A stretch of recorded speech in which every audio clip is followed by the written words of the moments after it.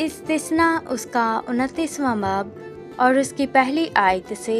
29वीं आयत तक। इसराइलियों के साथ जिस अहद के बांधने का हुक्म खुदावंद ने मूसा को मोआब के मुल्क में दिया, उसी की ये बातें हैं। ये उस अहद से अलग है जो उसने उनके साथ हुरब में बांधा था। सो मूसा ने सब इसराइलियों को बुलवाकर उनसे कहा, तुमने सब कुछ जो खुदावंद ने तुम्हारी आंखों के सामने मुल्क मिस्र में फ़िरौन और उसके सब खादमों और उसके सारे मुल्क से किया देखा है। इम्तिहान के वो बड़े बड़े काम और निशान और बड़े बड़े करिश्मे तूने अपनी आंखों से देखे, लेकिन खुदावंद ने तुमको आज तक ना तो ऐसा दिल दिया जो समझे, और ना देखने की आंखें और सुनने के कान दिए। और मैं 40 वर्ष बियाबान में तुमको लिए फिरा, और ना तुम्हारे तन के कपड़े पुराने हुए और ना तेरे पाँव की जूती पुरानी हुई, और तुम इसीलिए रोटी खाने और मैं या शराब पीने नहीं पाए, ताकि तुम जान लो कि मैं खुदावंद तुम्हारा खुदा हूँ। और जब तुम इस जगह आए तो हसबून का बादशाह सैयोन और बासन का बादशाह ऊज हमारा मुकाबला करने को निकले, और हमने उनको मारकर उनका मुल्क ले लिया और उसे रोबनियों को और जदियों को और मनस्सियों के आधे कबीला को मेरास के तौर पर दे दिया। बस तुम इस अहद की बातों को मानना और उन पर अमल करना,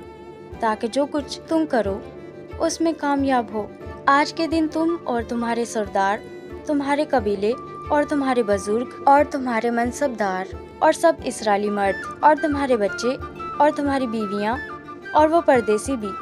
जो तेरी खैमागाह में रहता है, ख्वाह वो तेरा लकड़हारा हो ख्वाह सका, सबके सब खुदावंद अपने खुदा के सामने खड़े हो, ताकि तू खुदावंद अपने खुदा के अहद में जिसे वो तेरे साथ आज बांधता और उसकी कसम में जिसे वो आज तुझसे खाता है शामिल हो, और वो तुझको आज के दिन अपनी कौम करार दे,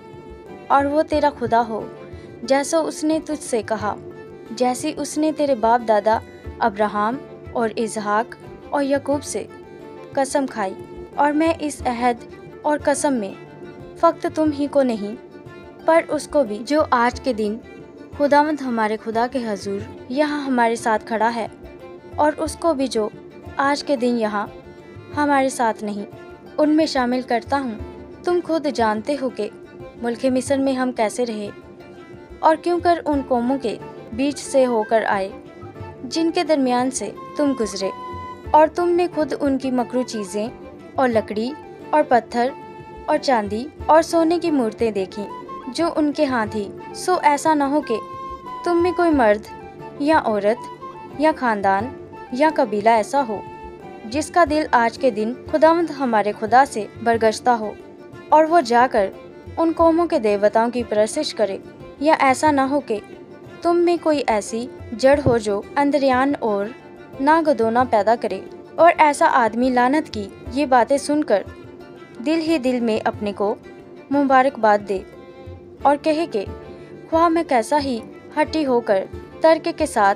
खुश्क को फना कर डालूं,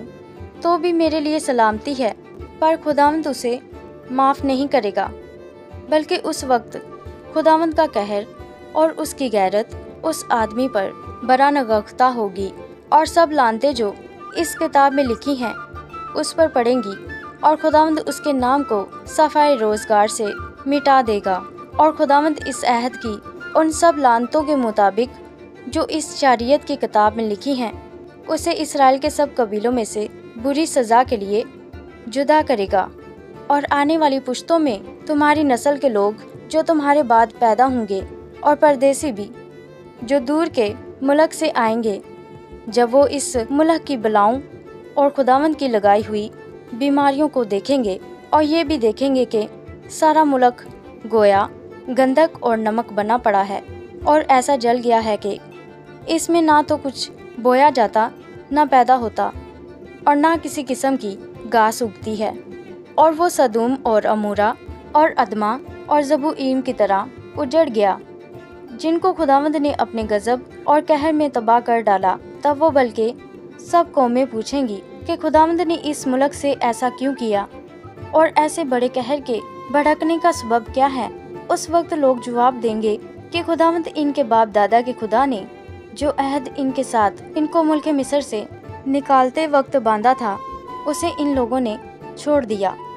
और जाकर और मबूदा की इबादत और परस्तिश की जिनसे वो वाकिफ ना थे और जिनको खुदावंद ने इनको दिया भी ना था। इसीलिए इस किताब की लिखी हुई सब लानतों को इस मुल्क पर नाज़ल करने के लिए खुदावंद का गज़ब इस पर भड़का और खुदावंद ने कहर और गुस्सा और बड़े गज़ब में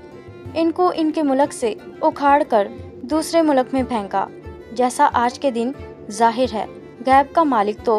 खुदावंद हमारा खुदा ही है, पर जो बातें ज़ाहिर की गई हैं वो हमेशा तक हमारे और हमारी औलाद के लिए हैं, ताकि हम इस